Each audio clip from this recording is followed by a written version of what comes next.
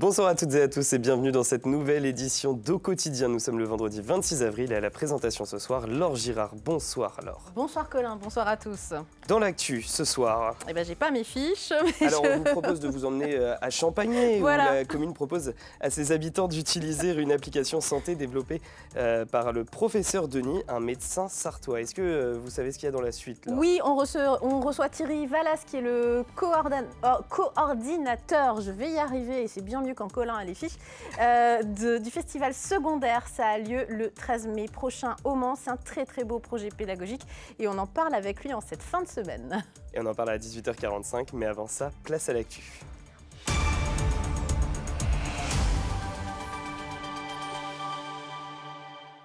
Au sommaire de cette édition, une exposition hommage à un résistant. Le Sartois Abel Tyran était connu des habitants de Parigny-l'Évêque. Grâce à cette exposition, ses petits-enfants et la commune, ainsi que les combattants, souhaitent lui offrir une place plus grande dans la postérité, vous le verrez. Ce week-end, les Sartois ont rendez-vous pour un championnat de force athlétique, très impressionnant. Et puis, on termine ce journal et cette semaine avec un jeu de piste artistique et onirique proposé par le Manceau Lapin Blanc. Mais on ouvre ce journal avec une information police-justice. La procureure de la République en Sarthe nous indique dans un communiqué qu'un jeune mineur a été interpellé au Mans mercredi 24 avril. Il est soupçonné d'être à l'origine de menaces d'attentats terroristes en ligne à l'encontre de 180 centres d'orientation en France. C'était le 12 avril dernier. Le jeune homme est un mineur né au Mans et de nationalité française. Il a cessé d'aller en cours après son année de seconde et il est actuellement déscolarisé. L'adolescent a fait l'objet d'un déferrement ce vendredi matin en vue de sa comparution devant le tribunal pour enfants le 4 juillet prochain. Il encourt 7 ans d'emprisonnement et 100 000 € d'amende. Le parcours du résistant Abel Tyran mis en lumière. Abel Tyran est une personnalité connue à Parigny-l'Évêque. Une avenue porte son nom, une plaque commémore son action dans la résistance. Mais jamais aucune exposition n'avait été organisée pour retracer sa vie et son action dans la résistance sartoise. C'est désormais chose faite grâce aux investigations menées par les petites filles d'Abel Tyran et l'Union nationale des combattants. Anthony Piton. Abel Tyran, une figure emblématique de la résistance en Sarthe. Son rôle a été crucial entre 1942 et 1944, s'occupant de livraison d'armes et de la formation d'un groupe de résistants sartois pour l'armée secrète. Cette exposition qui permet de découvrir son action héroïque est le fruit de mois de travail de l'Union nationale des combattants. C'était important que le patrimoine de la commune et l'histoire de cette période soit mis en avant et que ça ne soit pas perdu. Sans la découverte de documents par les petites filles d'Abel Tyran, les détails de son parcours seraient probablement restés méconnus. Nous avons découvert un carton d'archives rempli de documents d'époque qui avaient été soigneusement gardés par notre grand-mère, décédée en 1985, et qui avait constitué un véritable dossier. C'était un parcours du combattant pour elle, pour faire valoir ce qu'avait fait son mari. Arrêté suite à une dénonciation, le 24 mars 1944, il subira la torture, en vain. En arrivant à la prison du Mans, où là il a été frappé, torturé, pour essayer de lui faire avouer le nom de ses compagnons. Il a résisté, il n'a rien dit. Et ça, on a un témoignage direct de cet acte de courage. Hein. Voilà, c'est ça qui m'a le plus frappé. En 1946, un an après sa mort, les services d'Abel Tyran ont été officiellement reconnus par le ministère de la Défense. L'exposition est actuellement visible à la maison des Glycines de Parigny-l'Évêque jusqu'au 13 mai. Une info pratique maintenant, les trains entre Le Mans et Sablé sont tous supprimés pendant 2 jours. En raison de travaux de maintenance de 2 ponts-rails sur cette ligne, il n'y aura pas de circulation sur voie du vendredi 26 avril à 22h30 au dimanche 28 avril à 10h30. L'axe Le Mans-Angers-Nantes est donc également impacté. Des bus de substitution sont mis en place.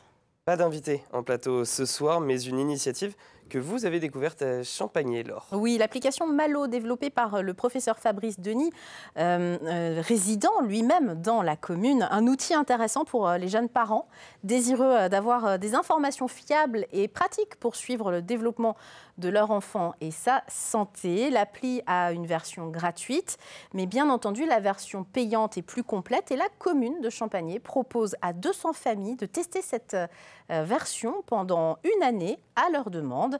Nous avons assisté au lancement de cette solution e-santé avec Othélie Brion ce matin. L'application Malo est une aide au suivi médical et du développement des enfants de 0 à 10 ans. Elle est conçue par ce professeur et médecin sartois, connu pour développer depuis plusieurs années des outils numériques dans le domaine médical. Je suis avec le professeur Fabrice Denis qui a donc développé l'application Malo. Expliquez-nous à quoi sert Malo concrètement. Alors Malo, c'est une sorte de carnet de santé numérique qui permet d'informer les parents sur le bien grandir de leur enfant et sur le bon développement de l'enfant. Et l'idée, elle nous est venue d'avoir observé que finalement les parents n'étaient pas informés des seuils normaux ou pas normaux de développement sur la vision, l'acquisition de telle performance motrice, etc. Et donc on s'est dit peut-être que ce serait bien de mettre à disposition cet outil qui pose des questions régulièrement depuis la naissance jusqu'à l'âge de 10 ans auprès des enfants, pour essayer de détecter, le cas échéant, des anomalies qui seraient passées inaperçues et éviter des retards de prise en charge ou de diagnostic des quelques troubles du développement qu'on connaît tous, les troubles dyslexie, dyspraxie, les troubles du développement comme l'autisme, etc. Et on sait qu'en France, ces troubles, on les diagnostique vers l'âge de 6 ans, 7 ans, ce qui est un peu tard en général. Et là, Malo permet de rassurer les parents lorsque tout va bien, et puis de leur faire se poser d'autres questions s'il y a des signaux faibles qui commencent à suggérer un problème et de consulter de façon anticipée leur médecin généraliste ou leur pédiatre. Mais il ne s'agit pas d'envoyer les parents chez le médecin généraliste dès qu'il y a une petite alerte. Alors certainement pas, et ça c'est tout l'enjeu de l'intelligence artificielle, c'est qu'en fait elle grade les choses. Un exemple tout simple. Par exemple, l'outil vous pose la question, votre enfant tourne la tête, oui ou non, lorsque vous passez à côté de lui. Si la réponse est non, c'est peut-être parce qu'il ne voit pas très bien, par exemple. Eh bien, la question va être reposée plus tard, un mois après. Est-ce qu'il y a la même réponse? Non. Ah, alors à ce moment-là, l'outil va ouvrir d'autres questions. Par exemple, est-ce qu'il vous suit des yeux lorsque vous êtes devant lui, etc. Et en fait, on creuse les choses très progressivement. Et si vraiment il y a une grande suggestion d'anomalie, là, ça suggère de consulter. L'application s'intéresse aussi à la santé des jeunes parents, notamment à la détection de la dépression postpartum chez les mamans. Un outil dont se saisit la commune de Champagné.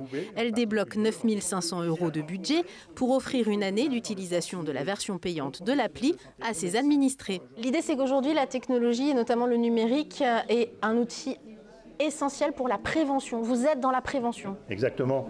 Moi qui suis du monde industriel, j'ai eu l'occasion de travailler et de faire développer ces démarches de prévention dans le cadre des processus industriels. On avait des rendements de nos lignes de fabrication qu'on considérait qui étaient bons. Puis un jour, on était avec Renault, je travaillais pour Renault et PSA, on a travaillé avec Nissan. On était loin du compte. Et on s'est rendu compte de toute la capacité, toute l'importance de la prévention.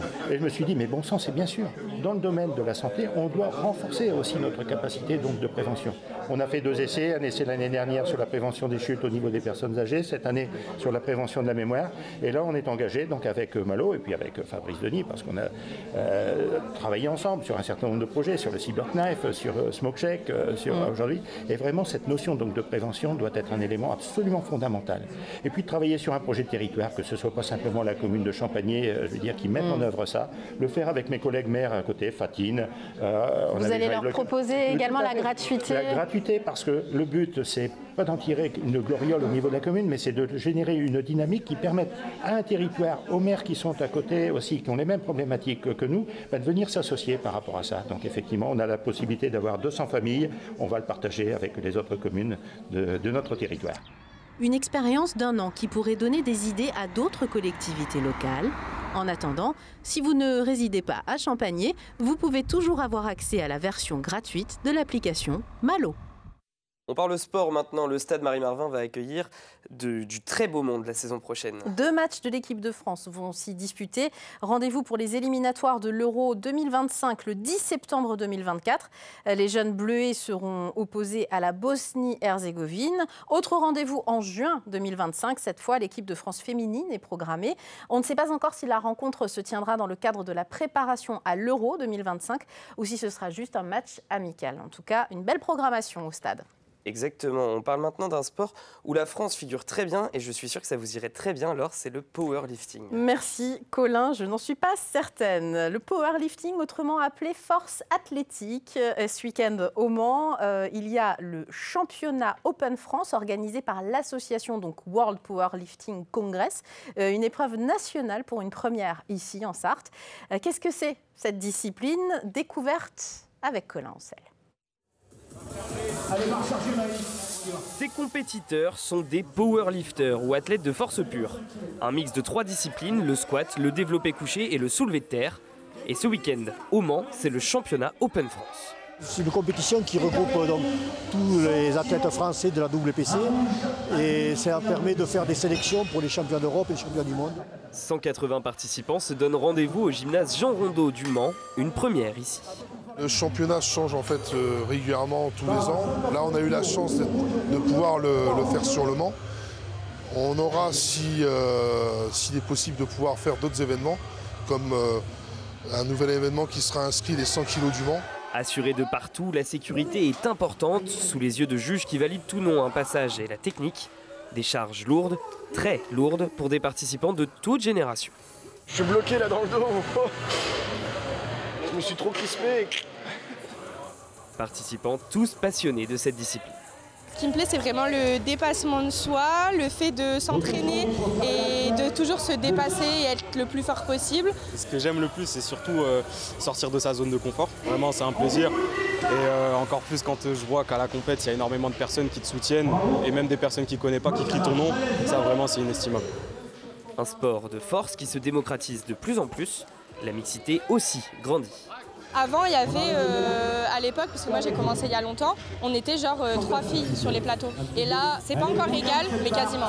C'est assez bien dans le sens où vraiment avant on se sentait un peu seul, entre guillemets. Donc forcément, on se disait on est trop fort parce qu'il y avait personne. Mais là maintenant c'est bien, ça fait du niveau, ça fait de la compétition et ça sert à quelque chose. En fait, il y a du challenge et ça donne envie, ça motive et voilà. Donc c'est mieux, ouais. Des athlètes qui se dépassent donc tout le week-end au Mans et qui placent la barre de plus en plus haut.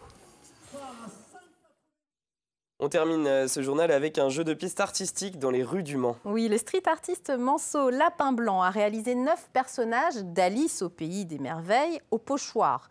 Un peu partout, il les a disséminés au cœur de la ville du Mans. Il a eu l'idée de lancer une chasse aux Alice, donc, sur les réseaux sociaux. Ce mercredi soir, un Manceau a trouvé les 9 silhouettes. La suite est racontée dans ce reportage d'Alexandre Ferrer. Vous les avez sans doute déjà aperçus au Mans, rue Docteur Leroy, avenue Général de Gaulle ou encore derrière le cinéma Pathé. Un jeu de piste à la recherche d'Alice proposé par Lapin Blanc, un street artiste manceau qui vient de terminer son 2e volet. Ça a été initié par le premier épisode, c'est-à-dire les lapins. Il fallait trouver 9 lapins, au moment de Pâques d'ailleurs. Pour une fois, c'était synchro avec le calendrier. Et le but du jeu, c'était d'être le premier à trouver les 9 lapins qui étaient un peu planqués partout au Mans. Ces lapins sont le début d'une reprise de l'histoire d'Alice au pays des merveilles. Donc là, on était sur le 2e épisode. Après 2 semaines de chasse, ce mercredi soir, les 9 graffitis au pochoir d'Alice ont été trouvés par un chercheur. Une récompense lui est promise. Le gagnant remporte une toile du personnage correspondant à l'épisode. En l'occurrence, là, c'est Alice. Le gagnant remportera une toile de 50 cm sur 50 avec Alice dessus. Un jeu de piste qui s'est réalisé en street art, une discipline artistique illégale. L'artiste Manceau réalise ses performances risquées en toute conscience. On encourt une peine de prison si on est récidiviste et une grosse amende. Mais du coup, ça crée une inventivité sur la façon de créer dans cet espace parce que justement, il ne faut pas passer trop de temps sur place et que potentiellement, on peut se faire arrêter, quoi. Donc, il faut être plutôt rapide. L'histoire ne fait que commencer selon Lapin Blanc. Alors, il garantit que de nouveaux jeux de piste seront proposés. C'est la fin de ce journal, mais Au quotidien n'est pas terminé et on est bien sur LMTV, alors restez avec nous, à tout de suite.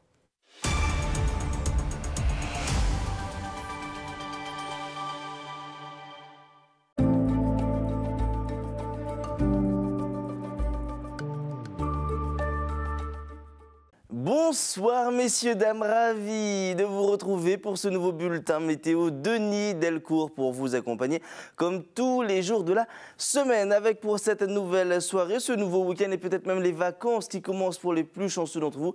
Un temps qui va malheureusement de nouveau se dégrader avec l'arrivée d'une nouvelle perturbation. Vous le voyez à l'image de cette carte, on va retrouver encore de nombreux nuages sur l'ensemble du territoire. Les températures qui resteront assez douces, c'est vrai au cours de ces prochaines heures, comprises entre 12 et 14 degrés, 12 degrés pour Alençon ou encore à Mamers, idem pour Sille-Guillaume, comptez 13 degrés au Mans, pour Laval ou encore du côté de Lussau, 14 degrés pour le Lude. Pour la journée de samedi au petit matin, malheureusement, on va se réveiller avec toujours ces nombreux nuages sur l'ensemble du territoire, des nuages qui resteront, vous le voyez, accompagnés de quelques gouttes de pluie. Prenez avec vous votre parapluie ou une capuche, vous en aurez encore besoin. Les températures au petit matin entre 6 et 8 degrés, on est bien loin des gelées matinales qu'on a eues en début de semaine. Ça y est, cette vague de froid est enfin terminée. Comptez 6 degrés à Lussau, 7 degrés au Mans, Pont-Valin ou encore Malicorne, 8 degrés pour la Flèche. Pour la suite de votre journée, très peu d'évolution avec toujours de nombreux nuages, quelques averses, les températures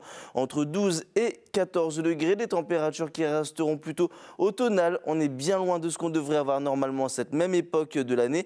Pour la journée de dimanche, ça va légèrement s'améliorer avec le retour de quelques rayons de soleil. Les températures qui vont commencer à grimper pour la journée de lundi, un ciel plutôt variable, mais on affinera tout ça lors d'un prochain bulletin météo. Passez les amis une excellente soirée, un très bon week-end et en ce 27 avril, on continue de gagner quelques minutes de soleil. À très vite.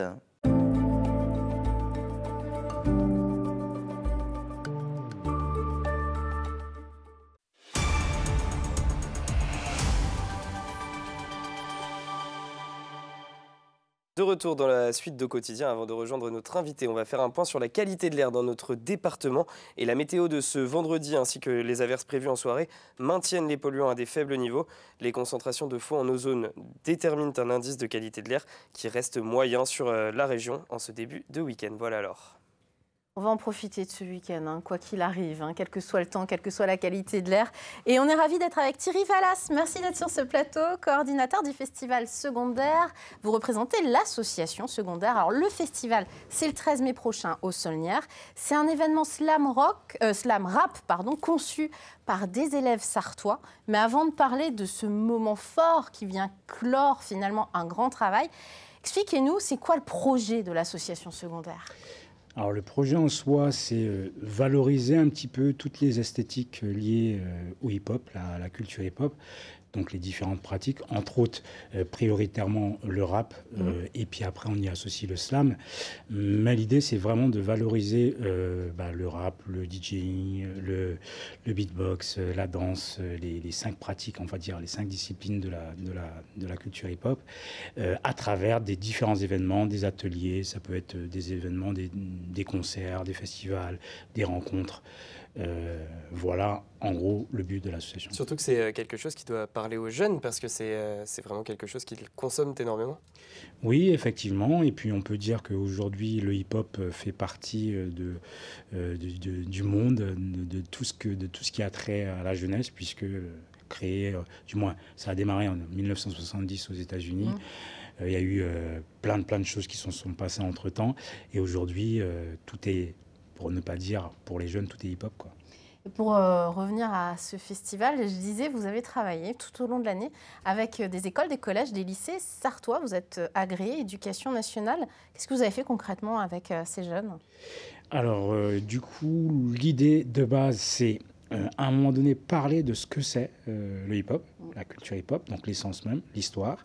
Ensuite, après, on rentre dans une phase où on va aborder l'aspect écriture. Donc, écriture, on peut y associer le slam, entre autres. Et puis, on aura l'aspect musical, où on va mettre en rythme, mettre en musique. Et qui dit mettre en rythme, mettre en musique, dit rap. Et ensuite, après, on va travailler la mise en scène, du moins la posture, plus ou moins, puisqu'il faut avoir le temps. On fait ça sur un certain nombre de séances. Donc, il faut avoir le temps aussi de pouvoir travailler cette posture et cette mise en scène.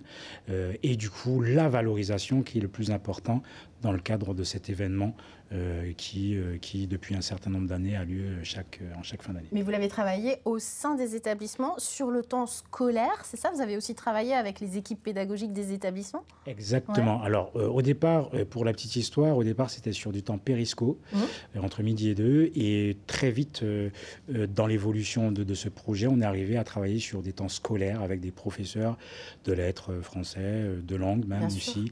Parce que c'est transdisciplinaire, en fait. Exactement. Et auquel cas, donc il y a tout un travail d'écriture, d'oralité, un travail aussi en commun, de mise en commun, de partage, qui à un moment donné va travailler sur la confiance en soi, sur le fait de dire, oui, pour certains, moi aussi je sais faire quelque chose. Et comment est-ce qu'ils ont réagi, ces jeunes? Parce que vous le disiez, donc au début c'était sur du temps hors scolaire et après sur du temps scolaire. Et est-ce qu'ils étaient emballés par l'idée? Est-ce qu'ils se sont bien adaptés au projet? Au départ, c'est quand on présente le projet, on arrive donc, et on présente le projet, tout de suite, on a des appréhensions. Monter sur scène, dur. Non, ça va être dur. Et puis au fil du temps, donc on leur explique, au fil du temps, les choses se mettent en place et ils sont très déjà enchantés d'avoir un cours de, entre guillemets, rap, slam ou de musique en plein cours, il faut dire aussi, même si c'est dans l'air du temps.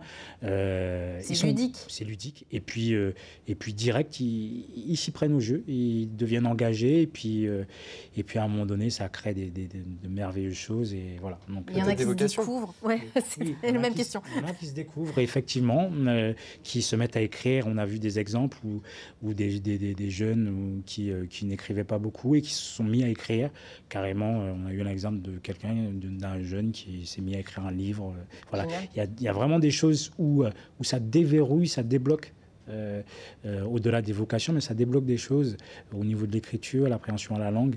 Et puis voilà, et ça fait... Et ça amène à un festival réellement sur scène, on l'a dit, donc le 13 mai au Saulnières, toute une journée où les jeunes vont pouvoir proposer en fait ce qu'ils ont préparé toute la journée. Alors évidemment, vous attendez quoi, 450 jeunes au moins au Saulnières, donc tout le monde ne passera pas sur scène, mais j'imagine qu'il y a une énorme programmation. Et c'est la 2e édition du festival. Hein. Oui, on peut dire 2e, 3e. On va dire après le Covid, on est passé en mode festival, parce qu'avant c'était plus une journée inter-collège-lycée où les jeunes se rencontrent et valorisent ce qu'ils font. Mais là, c'est passé en mode festival depuis le retour du Covid. On va dire on est à la 3e vraie édition. Et du coup, l'idée, c'est de pouvoir présenter ce qu'ils ont travaillé dans un cadre... entre guillemets pro, puisqu'ils sont accueillis aux Saulnières avec des techniciens qui les montent sur scène. Voilà. Et la cerise sur le gâteau, c'est qu'eux-mêmes, ils ont droit à un super spectacle d'art urbain avec des gens qu'on connaît bien en Sarthe, Légitime Obstruction, champion de France, qui ont participé au championnat du monde également de breakdance. Il y a Biff Biff, alors ça c'est du rap, oui. C'est un rappeur. Et puis Atypique, DJ, championne de France. DMC, ça veut dire quoi? DMC, c'est une catégorie, on va dire. Une catégorie, parce qu'on peut avoir DMC et TF. Donc c'est une catégorie, donc c'est la particularité, elle est de Nantes. C'est une artiste que je connais très bien et qui aujourd'hui a l'habitude de fonctionner avec nous et qui a été la première femme à être championne de France. Eh ben, merci pour tout ça, merci pour ces jeunes, merci de nous avoir présenté ce super projet hyper positif. De valoriser tous les arts de rue, c'est quand même très intéressant dans notre époque actuelle. Et si vous vous posez des questions, soit sur ce festival, soit sur l'association secondaire, parce que c'est une association, vous l'avez compris, il y a un site internet et un Insta. Donc le site, c'est second-du6r.com. Et le Instagram, c'est asso-8 secondaire. Ou underscore. Comme on disait... dans le temps. Merci d'être venu nous en parler. Lundi, on est en toute image. Vous ne nous trouverez pas physiquement, mais vous aurez toujours de l'actu. Ne vous inquiétez pas, la rédaction prend un peu de vacances, les techniciens également. Et oui, on voulait en profiter pour remercier ceux que vous ne voyez pas, mais sans qui ce programme ne pourrait pas exister. Notre équipe technique, vous les voyez, ils nous ont salués. Alors merci à Étienne, Betty, Gaëtan, Valentin et Gabriel. Merci pour tout ce que vous faites toute l'année en régie et en coulisses. Ce vendredi, évidemment, c'est vendredi, c'est les Sartois du Web, ça bouge pas. C'est les Sartois du Web, présenté par Aurélien Caillos. Donc ça, c'est dans un instant. Quant à nous, on se retrouve en direct le lundi 13 mai et en toute image dès lundi prochain, puisqu'on est quand même ici, on aura une présence sur LMTV Sarthe. Donc on vous souhaite une bonne soirée et à bientôt. À très vite.